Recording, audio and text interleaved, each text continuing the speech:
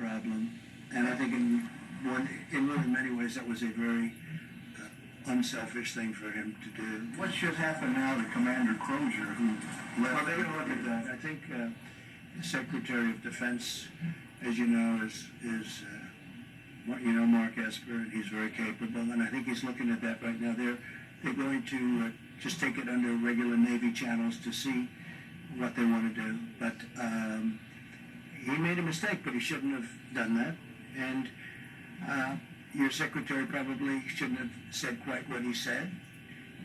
He didn't have to resign, but he felt it would be better for the country. So I think it will end it quickly. So, Mr. President, a couple on the economic front. The $250 billion that was added today, or will be added for the small business loan program, brings it to $600 billion in total. Do you think that figure is enough?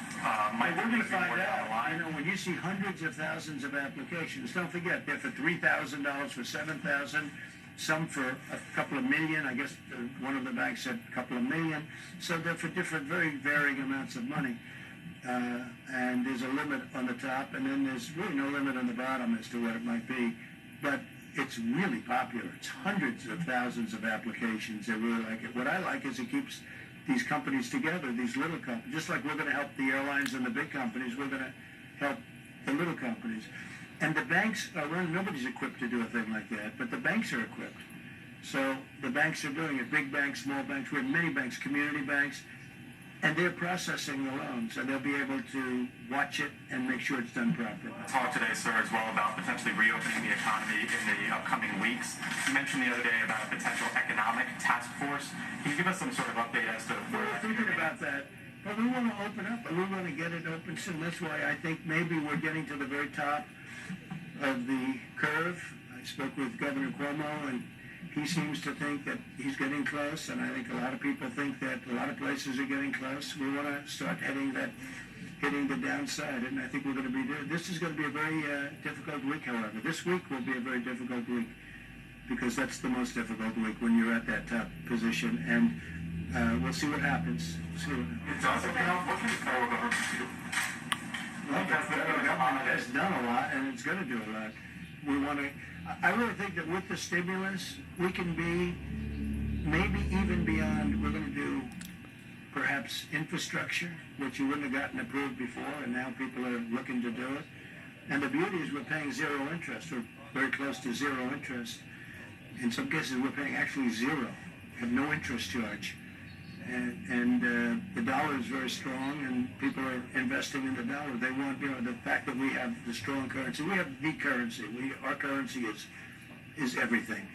And other companies, other countries want to be in our currency. So we're getting all of the investment wanting to come into the dollar. The dollar is the strength. The dollar is the whole ballgame. We have a strong dollar.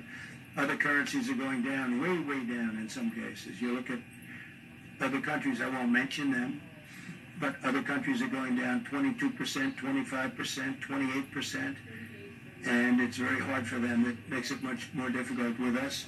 Our currency is relatively now stronger than it ever was, or it was over the last few years relative to other countries. It's always relative to other countries, but our currency is very strong. So therefore, people want to invest.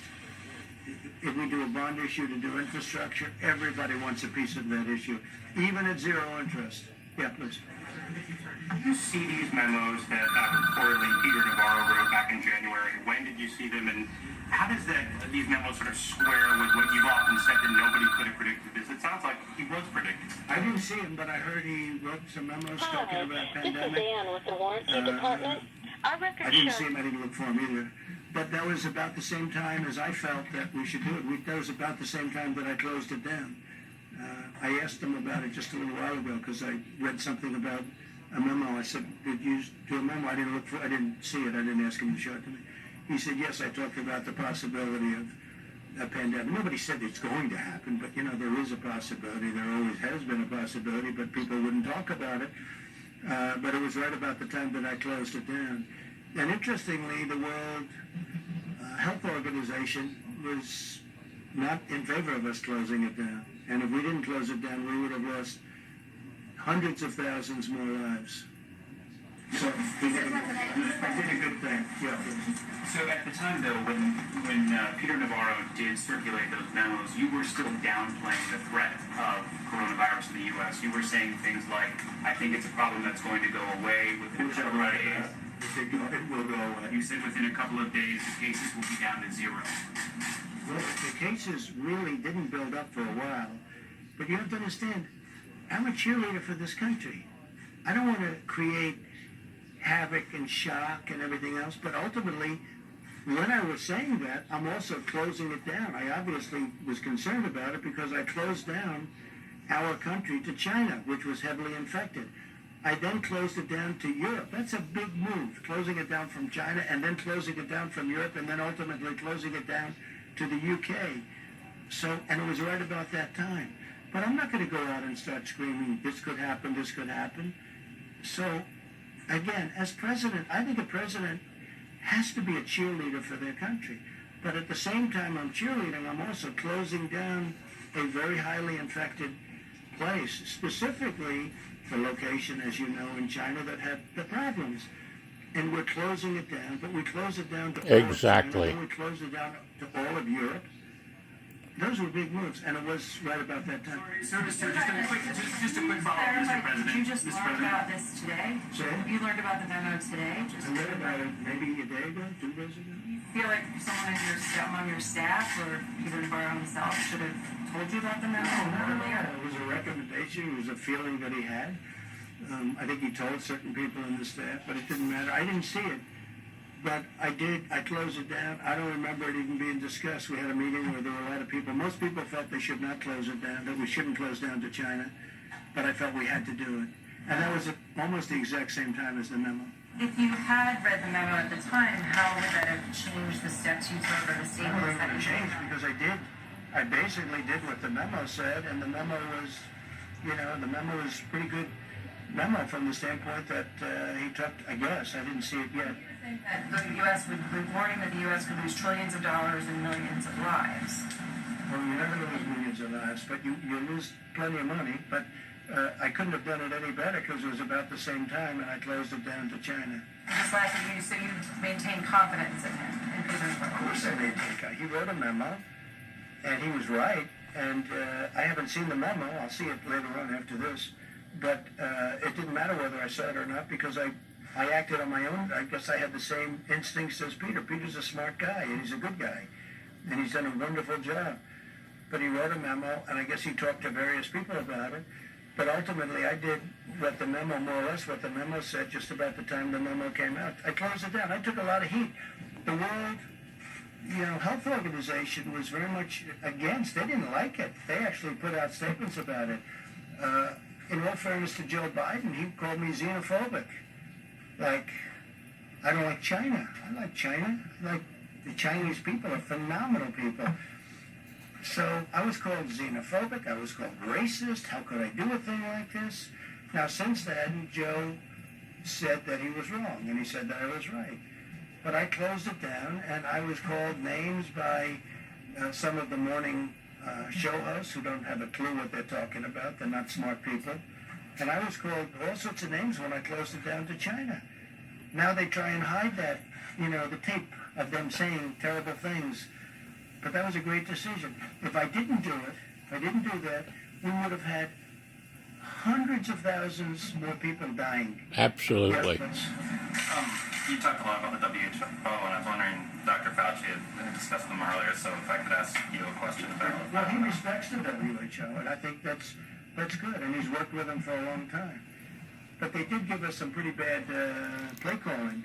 They've also, I think, given lots of countries in the world accurate coronavirus testing that's been central to your guys' data modeling. And so That I don't know. I can only say that with regard to us, they're taking a lot of heat because they didn't want the borders closed. They called it wrong. They really called, I would say, every aspect of it wrong. Until the funding freeze. I'm not happy about it. Look, we fund it. Take a look. I mean, go through step by step. They said there's no big deal, there's no big problem, there's no nothing. And then ultimately, when I closed it down, they actually said that I made a mistake in closing it down, and it turned out to be right. But at the time, they did that. So we're just going to take a look at it. We fund it, and they seem to be, I said recently in social media, I said they seem to be very China-centric. That's a nice way of saying it, but they seem to be very China-centric. And they seem to err always on the side of China. And we fund it, so I want to look into it. Yes, please. Thanks. A quick follow-up on that. So is it time to freeze funding to the WHO during a pandemic? No, maybe not. I mean, I'm not saying I'm going to do it, but we're going to look at it. You did say We give a tremendous, no, I didn't. I said we're going to look at it. We're going to investigate it. We're going to look at it. But we will look at ending funding. Yeah, because you know what? They called it wrong, and if you look back over the years even, they're very much, everything seems to be very biased toward China. That's not right. I wanted to follow up. You talked about African Americans and how they've been disproportionately affected by the coronavirus. Seems to be, unfortunately. Do you plan on requiring the CDC, any federal agencies or state agents, public places doing tests and private companies doing tests to collect that data on the race of the people being tested and the race of the people being treated in the Well, we're just seeing tremendous evidence that African Americans are affected at a far greater percentage number than other citizens of our country, because we're dealing with our country. Now we're looking at it from a worldwide standpoint.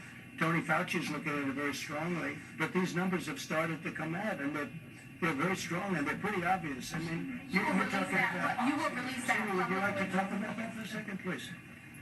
I think one of the things that we're going to be doing with our Medicare data is to do that analysis. We're going to look back at the last month or so and look at, related type illnesses going forward. We now have a code for coronavirus, so we can actually stratify by demographic information, so we can look at race as a factor. We can also look at what the underlying health issues are as well. So we'll be providing that data very shortly. But we will be doing that analysis. Working on that. This is something that's come up over the last, I hadn't heard this, and then over the last few days this has come up more and more. And I don't mean by a little bit, I mean many times. It's a real thing. Now, we want to find cures, we want to find therapeutics, we want to find vaccines, because that will solve everybody's problem. But why is it that the African American community is so much, numerous times more than everybody else, and we want to find a reason to it. And Dr. Fauci, Seema, both of them, and others are working on this, and they're going to have very good, I would say in less than a week, I think you're going to have very good statistics. Couple of days. Something specifically aimed at those communities that are being hard hit, those black communities that are We're being hard helping hit. them a lot. But what's happening is we're trying to find out why is it that it's 3 and 4 times. Now, maybe that's not going to be the final number, but why is it 3 or 4 times more so for the black community as opposed to other people? It doesn't make sense, and I don't like it. And we're going to have statistics over the next probably 2 to 3 days, okay? Mr. President. Thank you. I'd like to ask a question on behalf of myself and a colleague who couldn't be here due to social distancing. Thank you. With Hearst Newspapers, I'm the print cooler today. Thank you. Some banks are only providing Paycheck Protection Program loans to clients with whom they have existing banking relationships.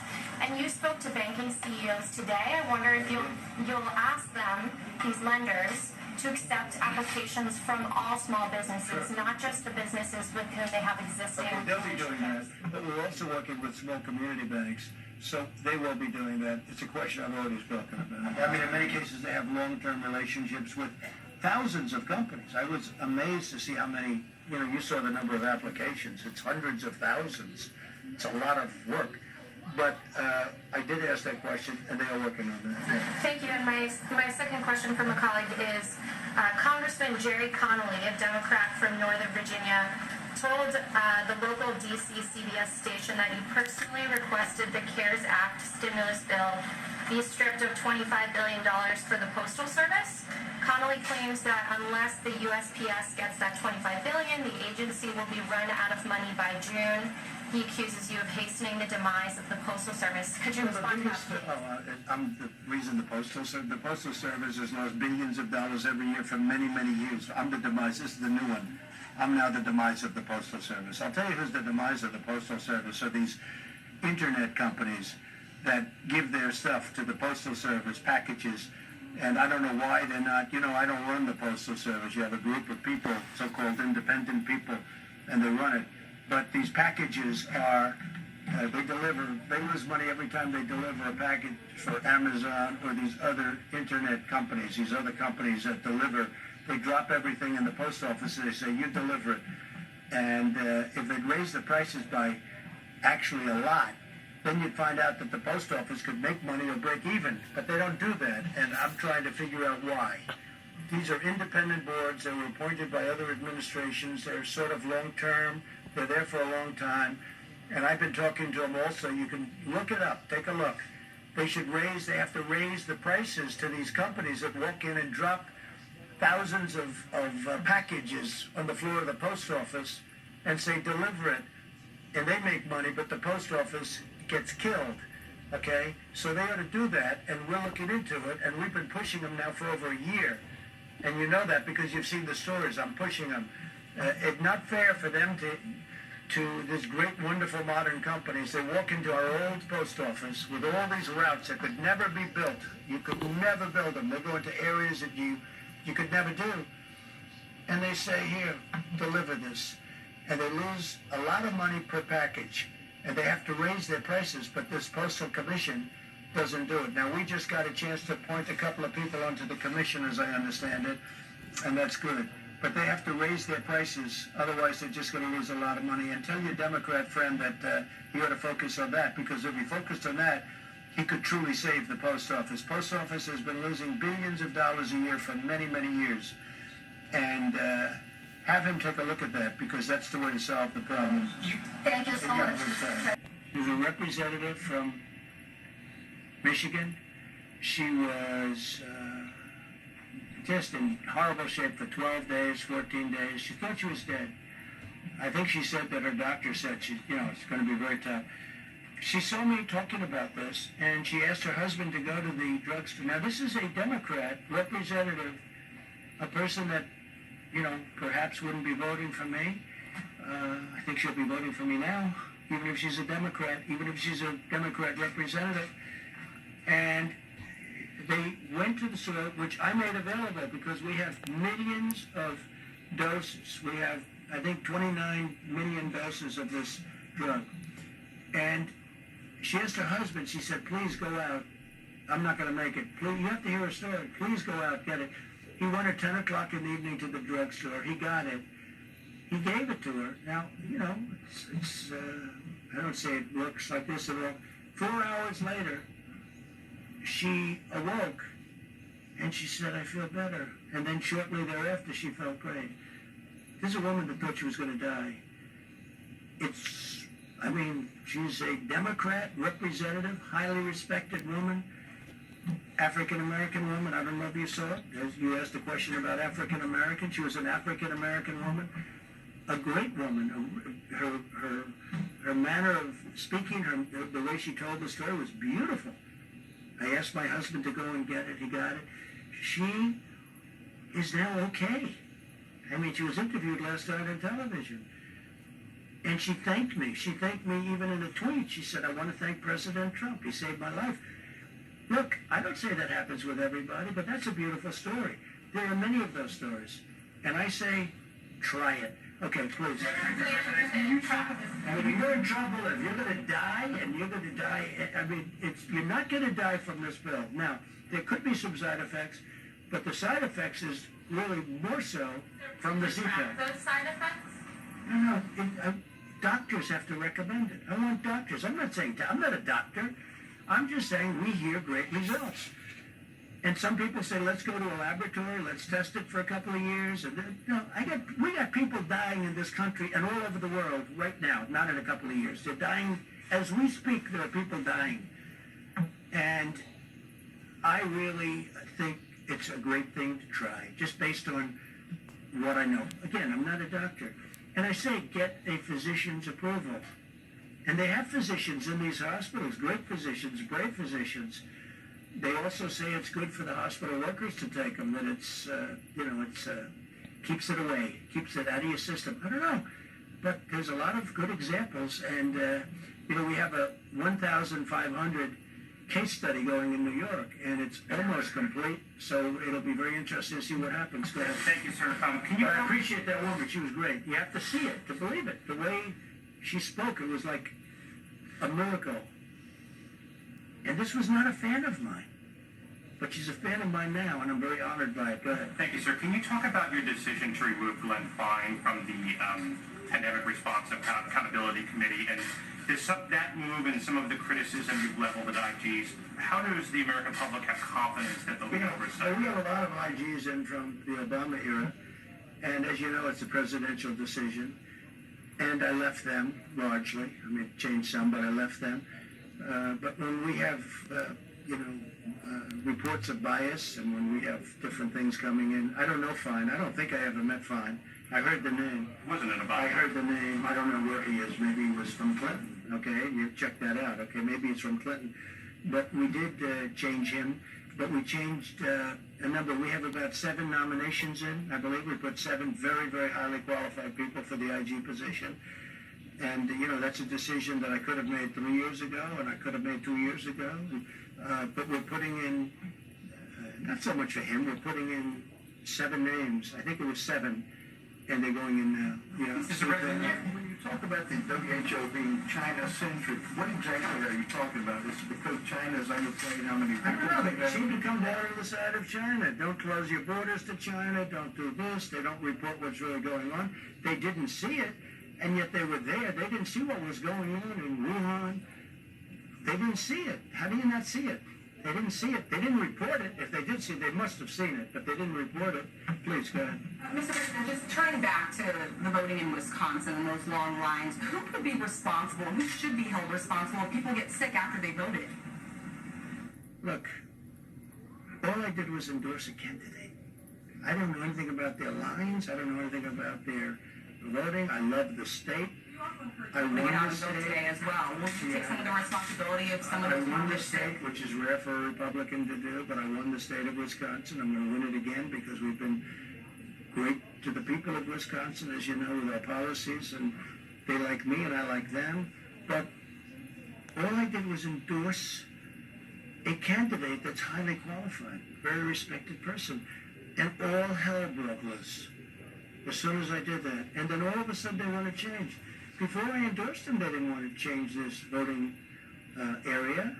There was no problem with the Democrats voting until I endorsed the candidate. Then they said, let's move it 2 months. Let's move it 3 months later. Safety, safety, safety, right? All of a sudden they want safety. Well, before I did the endorsement, they didn't talk about safety. It was fine for months. For months, it was fine. It was always going to be. And now I endorse, and they want safety. So, it's Thank you. Just to follow up on that, how does the election, them holding this election in Wisconsin line up with the social distancing recommendations that have come from your administration? Well, you have to ask the people that you have a Democrat in Wisconsin as governor. Ask him. That's his problem. Okay, he should be doing it. Again, some governors fail, and I won't let them fail because when they fail, I'll help. But that's run by Democrats right now. Okay? It's run by Democrats. You had a great Republican. Is it possible to socially distance when you're voting? You're going to have You have to speak to the governor. What you should do is call the governor of Wisconsin and ask him that question. But also ask him, how come it was okay to do this until I endorsed the candidate? And as soon as I endorsed him, these lines are formed, and I hear, Mike, the lines are through the roof. So, hopefully they're going to vote for the right candidate. Yeah, Chris. Hey, just checking on oil again today. I was wondering. Oil? Yeah. Where is it today? Well, I was wondering if you. No, where's the press? Give me the press. I'm not sure, to be honest. How can you ask a question when you don't know the press? I'll look it up for you. Okay, let me do something else. You were highly critical of mail-in voting, mail-in ballots for voting. I think mail-in voting is wonderful. Voted by mail in Florida's election last month. I'm sure I can vote by mail because I'm allowed to. Well, that's called out of state. You know why I voted? Because I happen to be in the White House and I won't be able to go to Florida to vote. But let me just say, well, there's a big difference between somebody that's out of state and does a ballot and everything's sealed, certified, and everything else. You see what you have to do with the certifications. And you get thousands and thousands of people sitting in somebody's living room signing ballots all over the place. No, I think that mail-in voting is a terrible thing. I think if you vote, you should go. And even the concept of early voting is not the greatest because a lot of things happen. But it's okay. But you should go and you should vote. I think you should go and you should vote. You look at what they do, where they grab thousands of mail-in ballots and they dump it. Absolutely. I'll tell you what, and I don't have to tell you, you can look at the statistics. There's a lot of dishonesty going along with mail-in voting, mail-in ballots. Even the state community with respect to what's going on because it's not good. I don't like it. And we're going to have some very good statistics, Tony, I think, over the next couple of days. So thank you all very much. Thank you.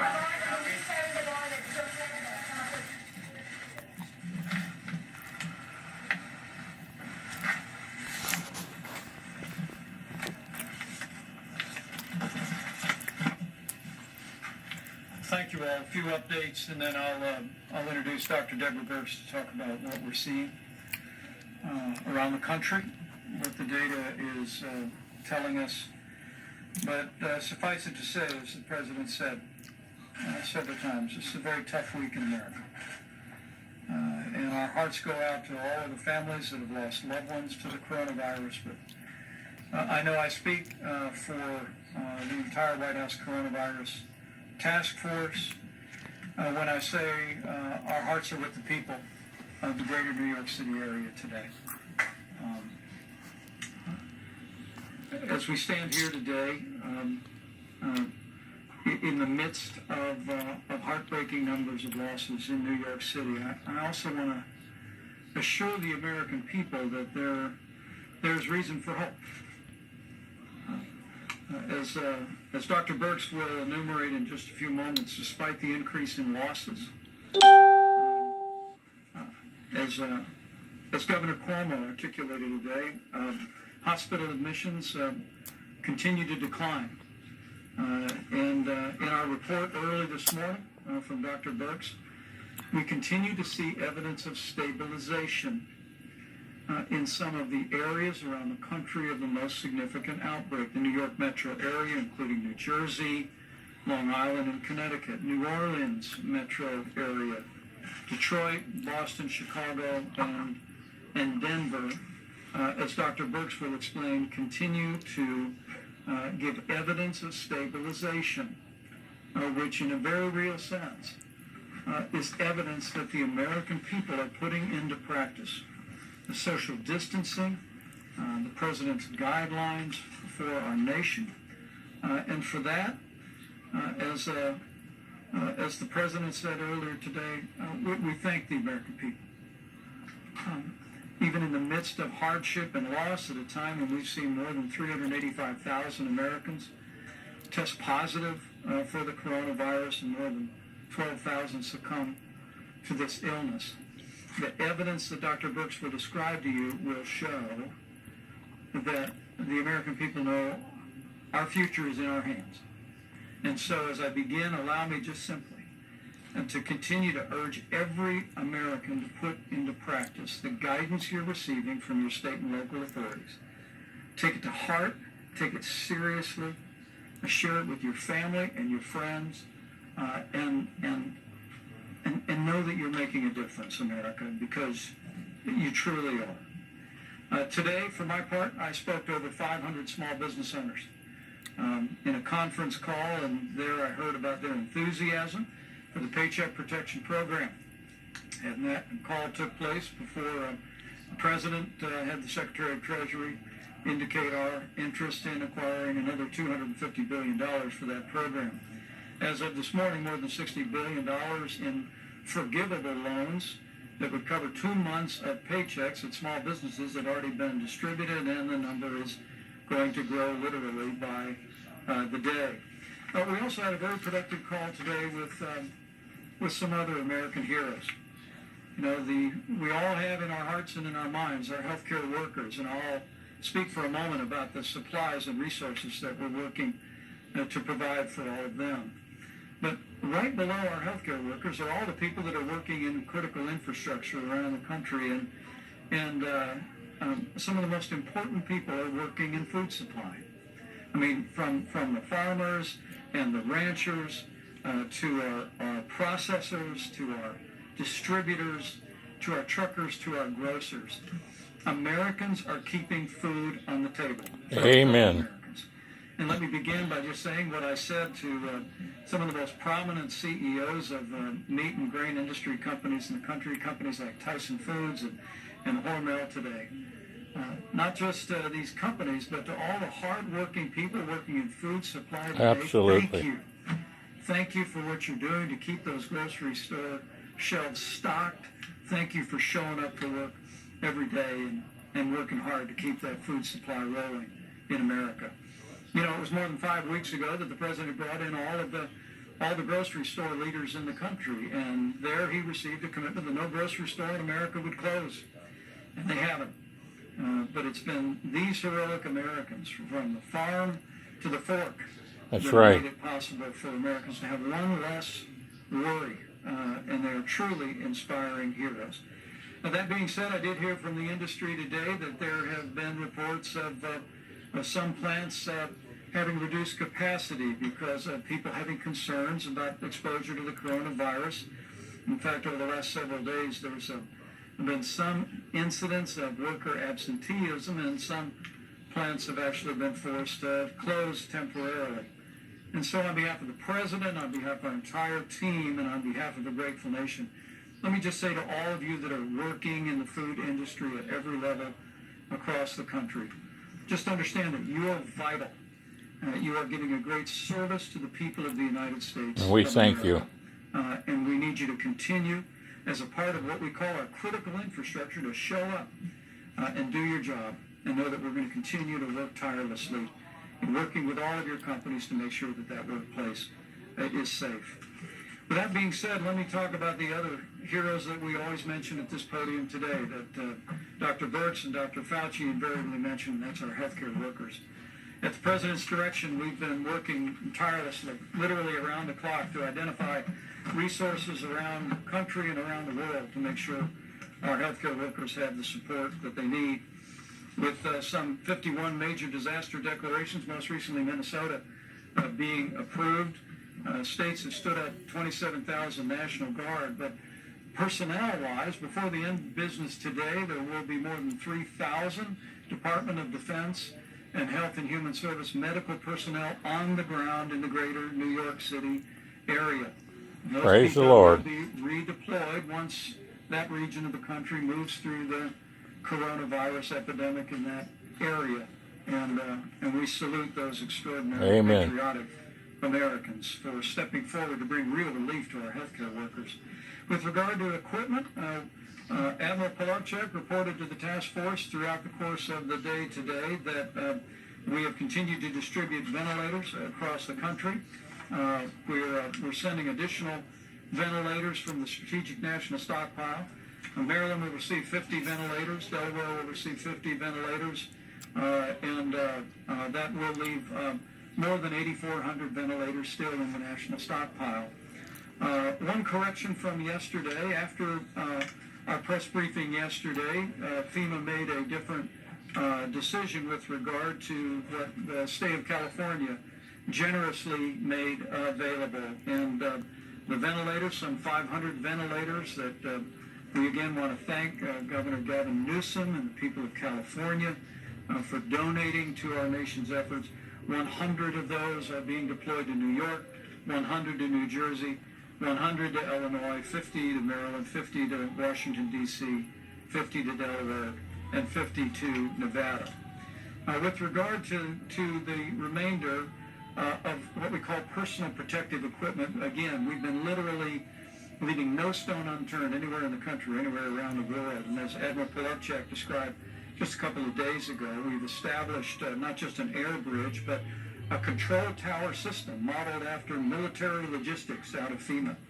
And while while FEMA is acquiring a small portion of what's being acquired, 90% of the supplies are being routed directly into our massive distribution system, and FEMA is using the data that Dr. Birx provides to target those resources to the areas most in need. I asked them to break out a few details about resources that just in the last 5 days have been distributed, and I hope it's an encouragement to healthcare workers all across these regions and around the country about the efforts that are being made to make sure they have what they need. You can see the New York metro area, including New Jersey, just in the last 5 days, more than 6 million N95 masks, more than 6 million surgical masks. When Governor Cuomo and I last spoke, he told me there was a real challenge for medical gowns in the New York City area and in New Jersey as well, and 2.8 million gowns were distributed to that region as well. Going next to New Orleans, where again, while we see some encouragement, challenges remain in that community.